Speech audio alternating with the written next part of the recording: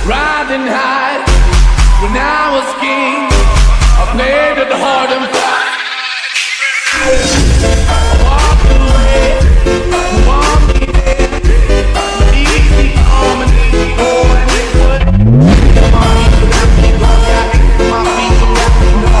people out there. Assalamualaikum warahmatullahi wabarakatuh. Hai, aku Eti Ningsih.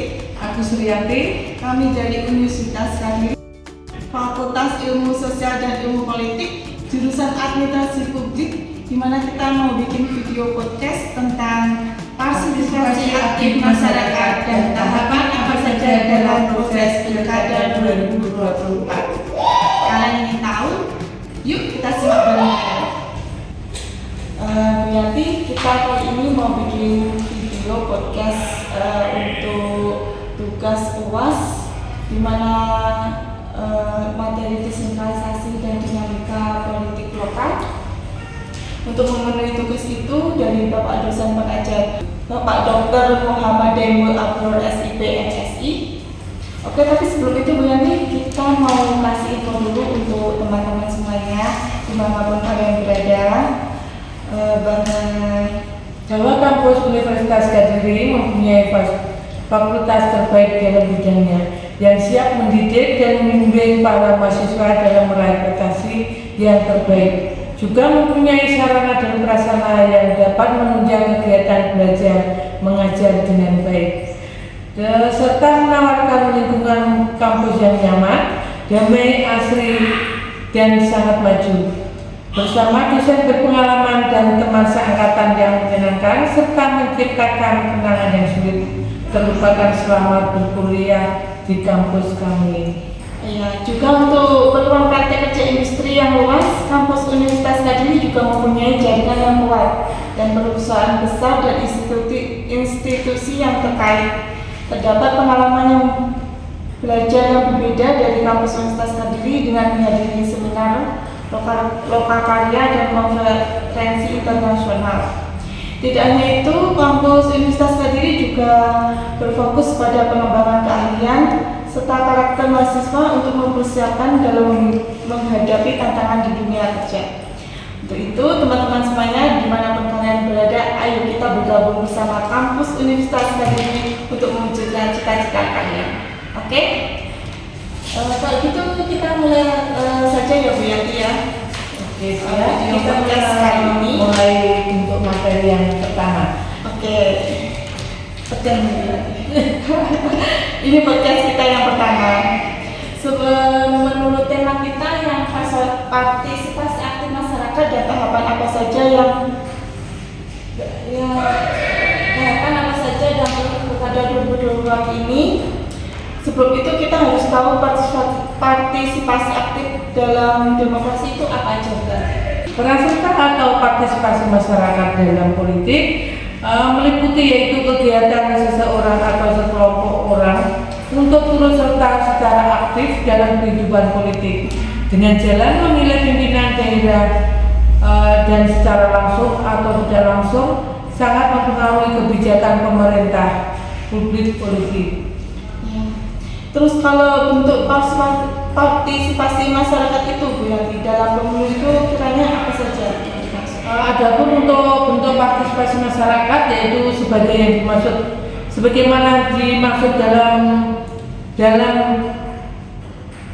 sebagaimana yang dimaksud dapat dilakukan dalam bentuk sosialisasi pemilu, pendidikan publik bagi pemilih, survei atau jajak pendapat tentang pemilu, dan perhitungan cepat hasil pemilu.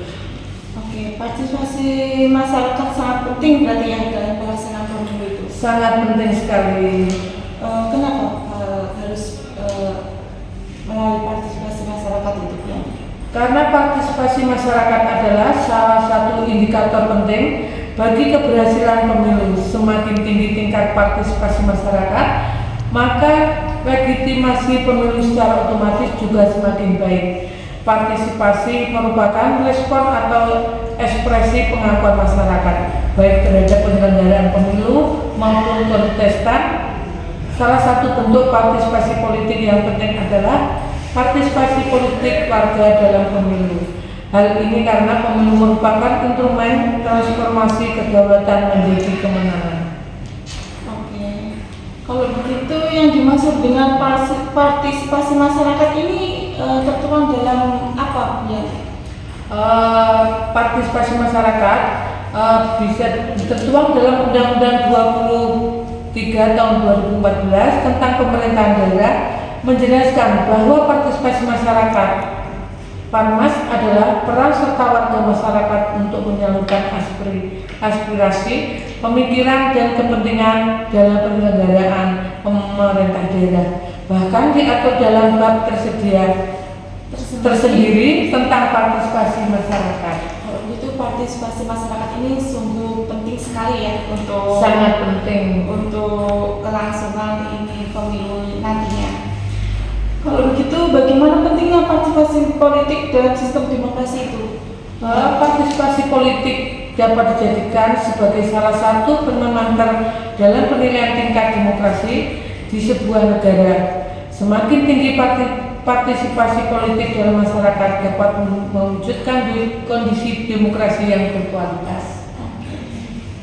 Berarti kita harus tetap membangun itu ya, partisipasi masyarakat. Ya betul. Mengapa kita harus membangun? Partisipasi masyarakat merupakan salah satu kondisi yang diperlukan agar penyelenggaraan pemerintah dapat berhasil dengan baik.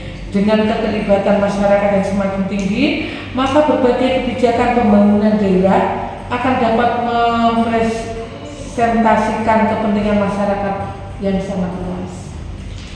Oke, terus berarti pasti ada faktor-faktornya juga kan ya yang mempengaruhi partisipasi masyarakat. Iya pasti. Apa saja itu yang faktor-faktornya?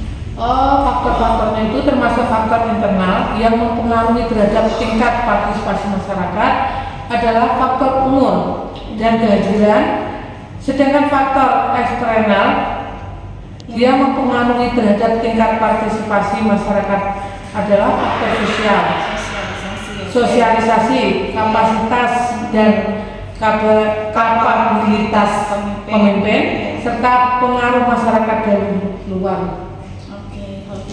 Kita masuk ke materi berikutnya Bu Yanti. Kira-kira kita kan ngomongin tadi kan tentang partisipasi masyarakat ya dan pemilihan.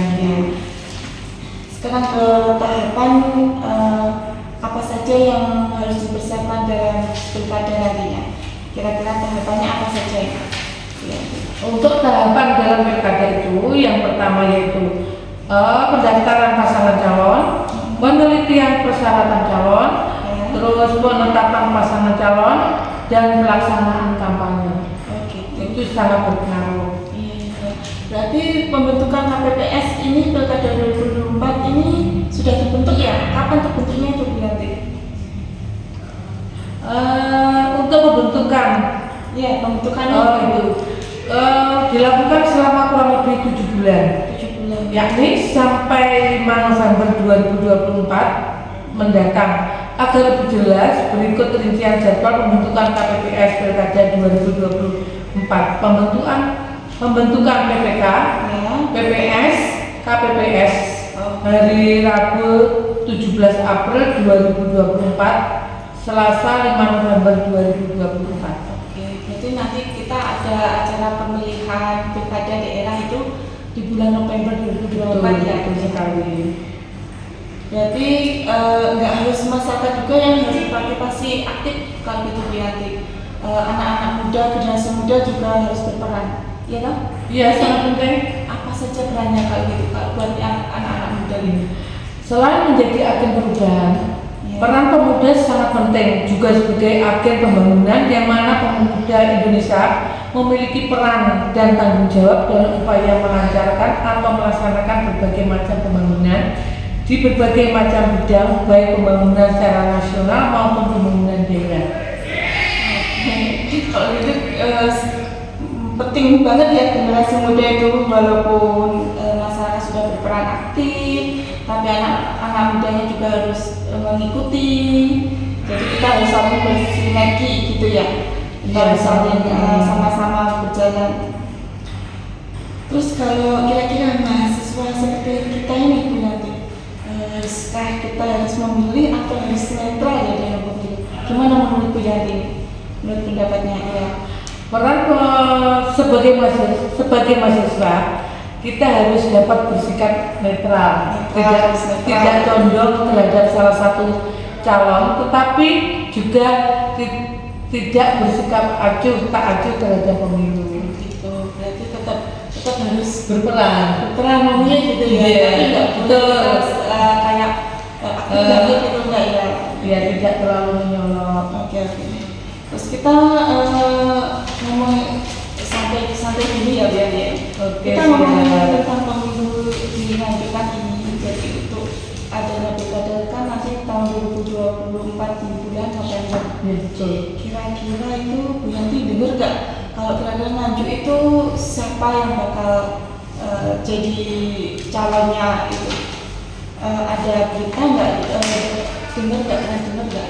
Ya. Katanya 3 gitu Bu Yanti. Iya.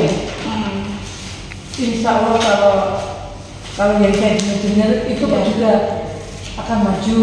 Iya. Yang dulu itu ya Bu Yanti ya. Iya. Yang mantan itu ya. Kok nggak mantan pacar? Enggak.